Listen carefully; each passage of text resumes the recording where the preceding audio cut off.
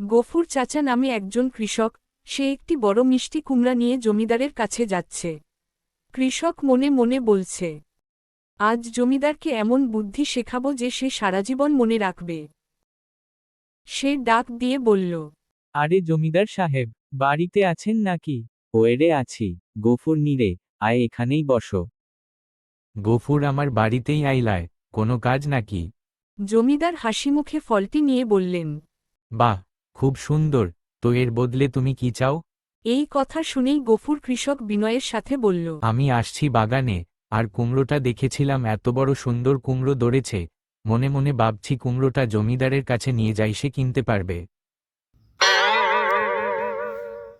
জমিদার খুব কৃপণ, সে বিনামূল্যে ফল নিতে চায় কিন্তু বিনিময়ে কিছু দিতে চায় না।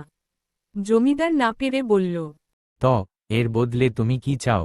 গফুর চাচার বলল, হুজুর, আমি টাকা চাই না, আপনি শুধু আমাকে একটা নিয়ম করে দিন, আগামী 1 মাস আমি আপনার দরবারে আসব। প্রথম দিন আপনি আমাকে মাত্র 1 পয়সা দেবেন, পরের দিন তার দ্বিগুণ 2 পয়সা, তারপরের দিন তার দ্বিগুণ 4 পয়সা, এভাবে প্রতিদিন আগের দিনের দ্বিগুণ দেবেন।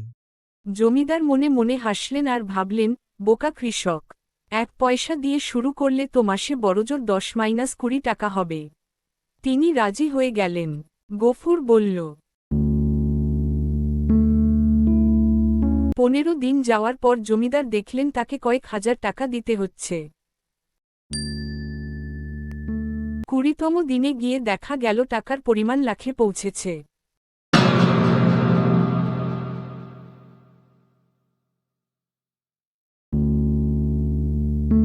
30তম দিনে গিয়ে জমিদার বুঝতে পারলেন তার পুরো সম্পত্তি দিলেও কৃষকের দেনা শোধ হবে না। জমিদার ভয়ে কৃষকের পা জড়িয়ে ধরে বলছেন, বাপু, তোর ফল তুই নিয়ে যা, আমারে মাফ কর। কৃষক তখন হেসে দর্শকদের দিকে তাকিয়ে বলেছে, হিসাব না বুঝে লাভ খুঁজতে গেলে এমনই হয়। কৃষকের বুদ্ধি কেমন লাগলো?